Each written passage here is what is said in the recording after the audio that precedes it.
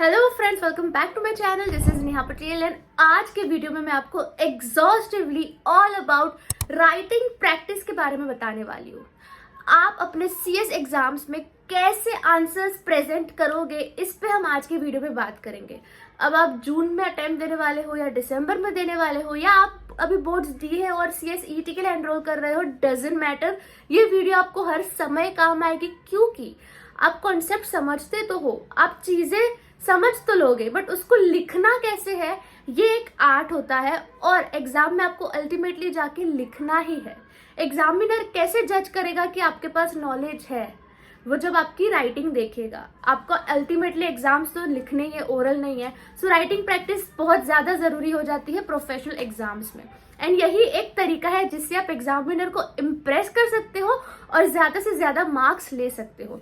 तो आज के वीडियो में हम इजीली देखेंगे कि आप कैसे हर एक चीज को आंसर कर सकते हो और इस आर्ट को इजीली सीख सकते हो। So let's start the video. हम इस वीडियो को बेसिकली डिवाइड करेंगे दो पार्ट में। सबसे पहले हम देखेंगे केस स्टडीज को कैसे अटेम्प्ट करने हैं एंड दूसरे में हम देखेंगे कि फैक्चुअल आंसर्स को कैसे अटेम्प्ट करना है, क्योंकि प्रोफेशनल एग्जाम्स में बेसिकली थियरी पेपर्स में यही दो चीजें आती है, या तो आपको केस स्टडी आएगी या तो आपको फैक्चुअल आंसर्स आएंगे, आपको डायरेक्ट आंसर्स आएंगे। ठीक है, एंड सबसे ज्यादा टफ बच्चों को लगता है केस स्टडी अटेम्प्ट करना, जबकि देखा जाए तो केस स्टडी एक्चुअल में इजी होता है अगर आपको सही टेक्निक पता हो तो मैं आपको बताती हूँ कि केस स्टडी को एक्चुअल में रैंकर्स कैसे अटेम्प्ट करते हैं। आपको समझो कोई भी केस स्टडी आया हो, आपको क्वेश्चन पढ़कर समझ आ जाएगा कि ये केस स्टडी किस कॉन्सेप्ट के बारे में है। तो सबसे पहला पैराग्राफ आपका वही होगा, आप वो कॉन्सेप्ट, वो प्रोविजन को एक्सप्लेन करोगे। समझ लो अगर आपका केस स्टडी आया है रिलेटेड पार्टीज ट्रांजैक्शन को लेके, तो सबसे पहला पैराग्राफ आपका होगा section 188 of the companies act deals with related parties transaction, और उसके बाद आप एक्सप्लेन करोगे आरपीटी होता क्या है। सेकेंड पैराग्राफ में आप लिखोगे फैक्ट्स ऑफ द केस, जो आपको क्वेश्चन देखकर ही मिल जाएगा। थर्ड पैराग्राफ में आप कंपेयर करोगे फैक्ट ऑफ द केस को और प्रोविजन को और अपना आंसर दोगे कि यार इसमें क्या होना चाहिए या क्या नहीं है। और फोर्थ पैराग्राफ आपका अल्टीमेट कंक्लूजन होगा। अब केस स्टडी में लॉजिक वाला जो पैराग्राफ है वो है थर्ड और फोर्थ। देखा जाए तो पहले दो पैराग्राफ तो अगर आपको केस स्टडी समझ में नहीं भी आई, आपको उसका कंक्लूजन नहीं भी पता है, तो भी आप अटेम्प्ट कर सकते हो।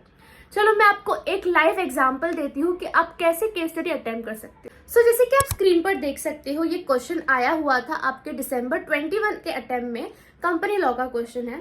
Sigma limited is an unlisted company with a paid up capital of ₹6 crore and annual turnover of ₹55 crore. The company filed its annual return with ROC within 60 days from the date of AGM, duly signed by the Director Finance only. Is there any lapse in compliance with Section 92 of Companies Act 2013? Comment. Now, इसमें बहुत अच्छी बात ये है कि इसमें आपको directly दे दिया गया है कि ये सेक्शन 92 के ऊपर है, और अगर आप लोगों को पता हो तो ये कॉमन सी बात है कि सेक्शन 92 एनुअल रिटर्न को लेके डील करता है और वो एनुअल रिटर्न डायरेक्टर से तो साइन होनी ही होनी है, प्लस कंपनी सेक्रेटरी से भी साइन होगी, और अगर वो कंपनी में कंपनी सेक्रेटरी नहीं है तो पीसीएस से साइन होगी।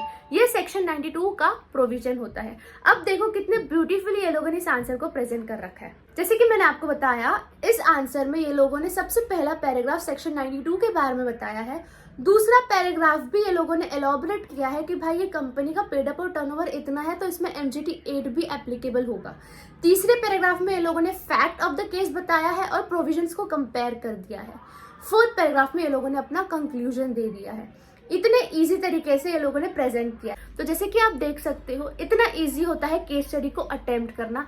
बस आपको क्लिक होना चाहिए कि ये किस कॉन्सेप्ट के बारे में, और आपको क्लिक होना चाहिए कि ये क्या क्या एक्सपेक्ट कर रहा है मुझसे कि मैं इसमें क्या क्या आंसर करूं।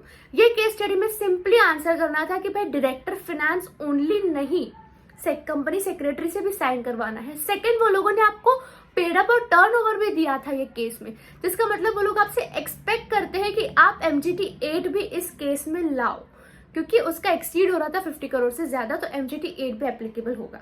अब सेकंड हम आते हैं फैक्चुअल या डायरेक्ट आंसर्स को लेके। अब ये ज्यादातर इजी होता है क्योंकि इसमें डायरेक्ट क्वेश्चंस पूछे जाते हैं, मतलब कोई 5 बेनिफिट बताओ प्राइवेट कंपनी के, कोई 5 फीचर्स बताओ पब्लिक कंपनी के, डिविडेंड पॉलिसी के पैरामीटर्स बताओ, रजिस्टर्ड ऑफिस चेंज करना है उसका प्रोसीजर बताओ। तो ये सब डायरेक्ट होता है जो ज्यादातर बच्चों को ईजी लगता है। बट इसका भी एक प्रेजेंट करने का तरीका होता है। इसमें एक 1 लाइनर क्वेश्चन पूछा जाता है जो ज्यादातर क्वेश्चन नंबर 1 में आपको दिखेगा। 1 लाइनर्स मैं आपको एक एग्जांपल बताती हूँ कैसे पूछा जाएगा और आपको किस तरीके से इसको अटेम्प्ट करना है। जैसे कि आपको क्वेश्चन दिया जाएगा, failure to distribute dividend always attracts punishment. तो अब ये जो क्वेश्चन है, failure to distribute dividend always attracts punishment, ये 1 लाइनर है, बट इसमें बहुत कुछ आंसर किया जा सकता है। ये क्वेश्चन देखिए मेरे माइंड में बस एक्सेप्शंस आते हैं, जो अगर डिविडेंड को पे नहीं किया जाता तो कंपनी पे पेनल्टी नहीं आएगी।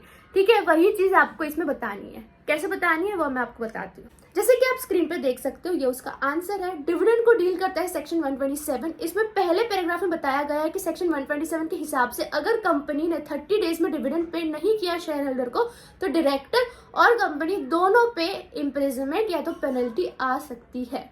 सेकेंड पैराग्राफ का मेन आंसर स्टार्ट होता है जिसमें उन लोगों ने दिया कि भाई ये सेक्शन में एक्सेप्शंस है, जिसका मतलब ये है कि अगर कंपनी पे नहीं भी करता है तो भी कंपनी पे पेनल्टी नहीं आएगी। क्या पॉइंट्स है वो आपको पता होने चाहिए।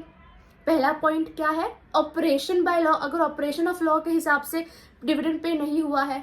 दूसरा पॉइंट है, अगर समझो वो शेयर होल्डर ने कुछ डायरेक्शंस दिए हैं और कंपनी वो डायरेक्शंस फॉलो नहीं कर पाई पे करते टाइम, और वो कंपनी ने कम्युनिकेट भी किया है शेयर होल्डर को, तब भी कंपनी को फाइन नहीं लगेगा। तीसरा है भाई right to receive dividend pay dispute चल रहा है। 14 है वो लोगों ने सेट ऑफ कर लिया है कि शेयर होल्डर का कुछ पेमेंट ड्यू होगा, उसमें डिविडेंड को सेट ऑफ कर दिया। 5वां है कोई और रीजन होगा बट कोई भी डिफॉल्ट कंपनी की वजह से नहीं था जिसकी वजह से डिविडेंड पे नहीं हो पाया। सो राइटिंग प्रैक्टिस तो बहुत ज्यादा जरूरी है बट कॉन्सेप्ट समझना भी जरूरी है। इसलिए मैं हमेशा आपको बोलती हूँ कि जैसे ही आप कॉन्सेप्ट कुछ पढ़ते हो या डेली बेसिस पर आप पढ़ाई तो करो ही करो, बट उसके साथ ही साथ उसका राइटिंग प्रैक्टिस भी करो।